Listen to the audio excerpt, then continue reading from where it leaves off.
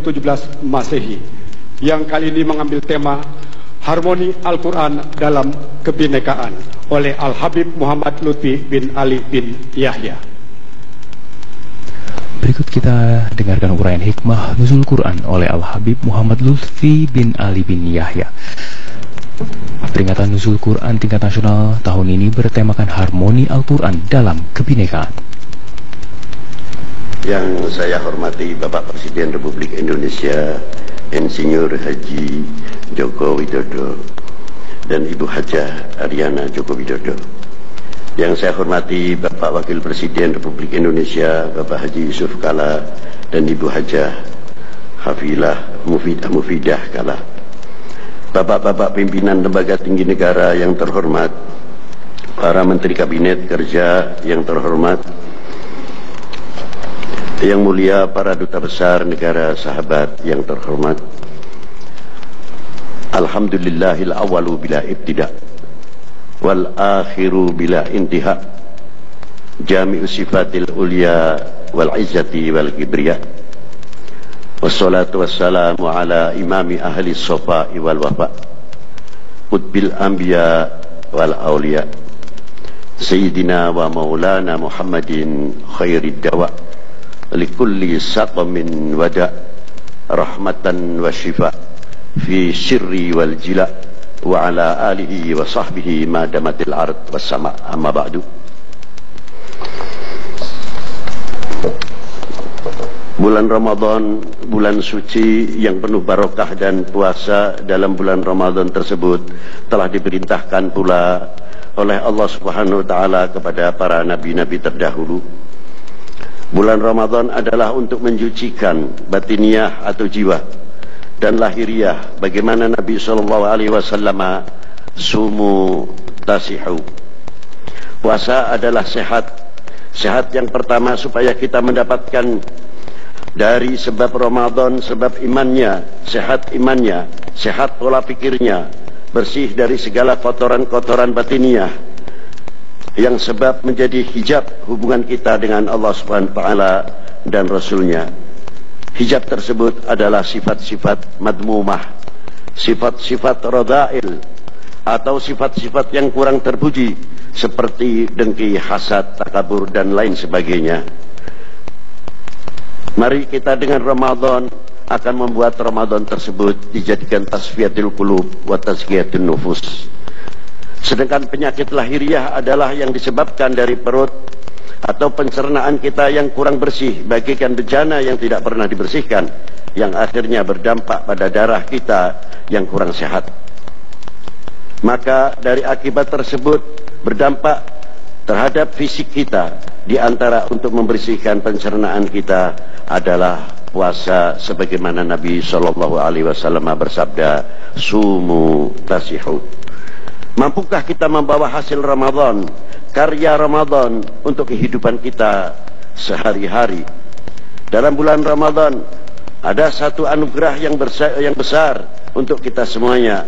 Setelah bi'tsatun Nabi sallallahu taala alaihi wasallam, beliau sering riyadhah, puasa di Jabal Hir.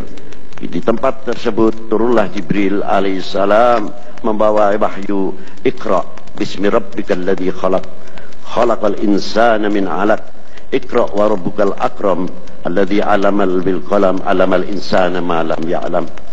Bacalah dengan menyebut nama Tuhanmu yang menciptakan insan manusia dari segumpal darah, atau dalam makna yang lain al-mufassir ada yang menafsirkan al-alaq adalah manusia diciptakan serba ketergantungan kepada Allah Subhanahu wa taala. Yang telah mengajarkan, dialah yang maha mulia, yang mengajarkan dengan perantara kalam dan mengajarkan apa yang mereka tidak ketahui. Surat ini turun kepada Rasulullah SAW, seorang teladan, sumber akhlakul karimah, budi pekerti yang luhur serta mulia, bapak umat, bapak bangsa yang mengajarkan Iqra, yang mampu membawa Iqra, pelindung umat, tempat mengadu yang penuh kasih sayang dan penuh tanggung jawab, orang yang tidak pernah mengenal putus asa atau patah semangat, bapak pemersatu yang selalu menjaga umatnya, yang berjiwa azizun raufun rahimun bil mu'minina raufur rahim. Dengan Iqra akan melihat kebesaran yang diberi wahyu Iqra tersebut. Dengan Iqra akan melihat apa yang diciptakan oleh Allah Subhanahu wa taala. Dengan Iqra akan melahirkan rasa syukur kepada Yang Maha Kuasa. Dengan Iqra kita akan lebih mensyukuri dan melihat keutamaan Allah yang diberikan kepada kita berupa al-iman wal Islam. Dengan Iqra akan melihat kekayaan ilmu yang tidak terbatas di dalam Al-Quran keluasannya. Menggugah kita untuk menggali lebih mendalami Al-Quran, yang sehingga kita semua melahirkan ilmuwan, intelektual yang mampu menjawab tantangan umat dan tantangan bangsa. Dia yang menciptakan alam semesta, bumi terhampar, dan dialah yang menciptakan laki perempuan dan menurunkan dari kedua insan itu suku-suku, bangsa serta kulit berwarna, dan dijadikan setiap belahan-belahan bumi menjadi tanah airnya, khususnya negara kita tercinta Republik Indonesia. Sejauh mana kita mensyukurinya atau terima kasih kita kepada para pencipta, kepada Sang Pencipta. Syukur bukan sekadar ucapan alhamdulillah atau terima kasih, namun mampu melahirkan serta meningkatkan rasa memiliki dan handar beni. Bukan sekadar tanah air yang terhampar saja, namun dari tumbuh-tumbuhan sampai sebutir pasir yang ada di bumi pertiwi ini. Dan akan menjaga dan melestarikan yang telah memerdekakan dari belenggu penjajah dan kebodohan yang sehingga menjadi negara kesatuan Republik Indonesia. Maaf, saya ulangi, keutuhan dan kelestariannya yang telah dimerdekakan dari belenggu penjajah dan kebodohan yang sehingga menjadi negara kesatuan Republik Indonesia, lebih dikenal NKRI. Para beliau yang sangat menjunjung tinggi karena mengenal lita'arofu, yang dibekali inna akramakum indallahi atqakum.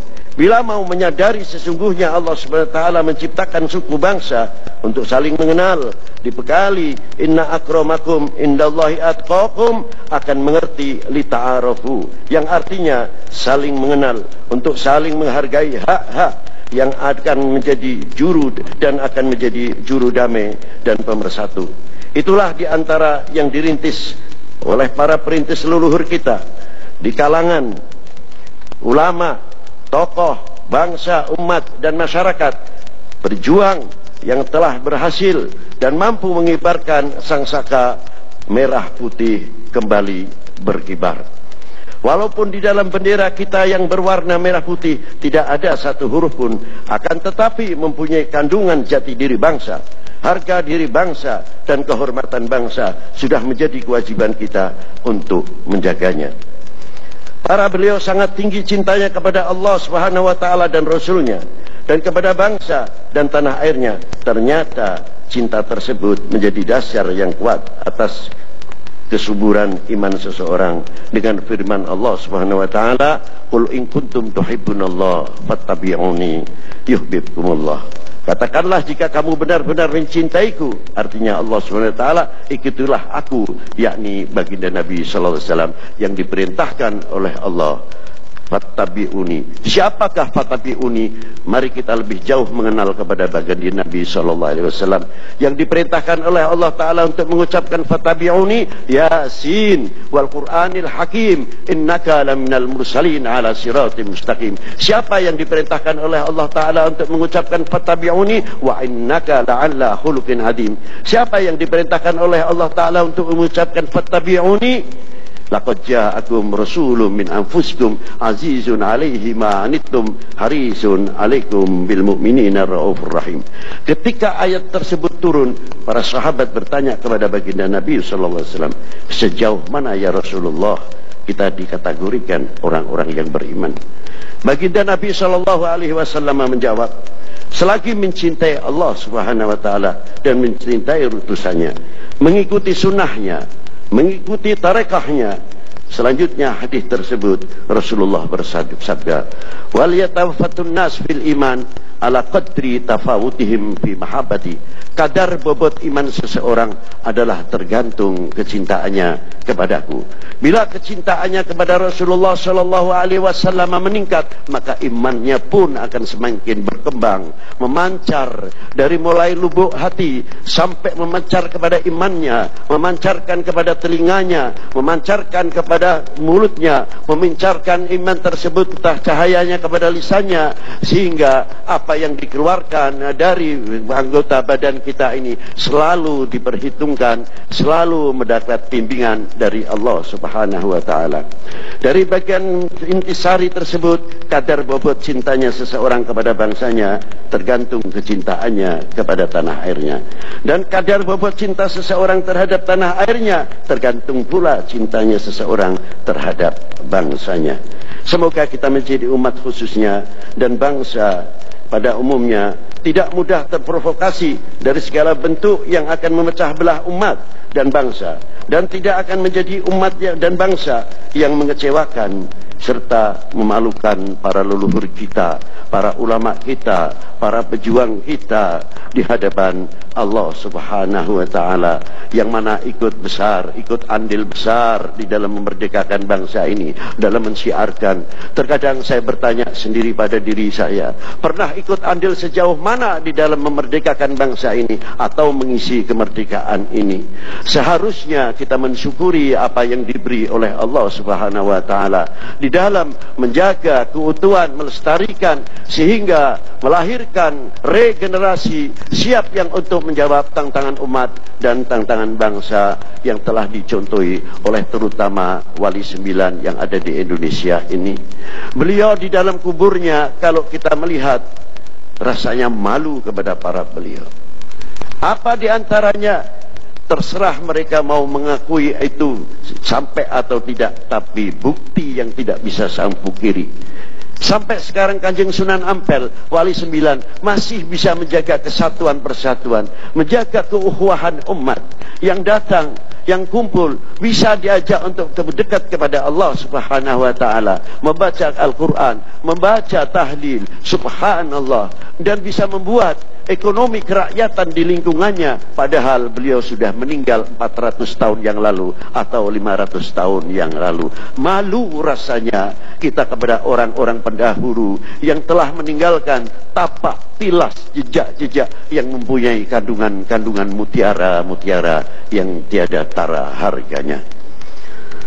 Semoga Allah Subhanahu wa taala memberikan kekuatan-kekuatan kepada para pemimpin-pemimpin kita, ulama-ulama kita, tokoh-tokoh kita dalam mengemban amanat bangsa ini untuk menuju baldatun thayyibatun wa rabbun ghafur. Dari sebab itu akan dijauhkan dari segala cobaan-cobaan dari Allah Subhanahu wa taala.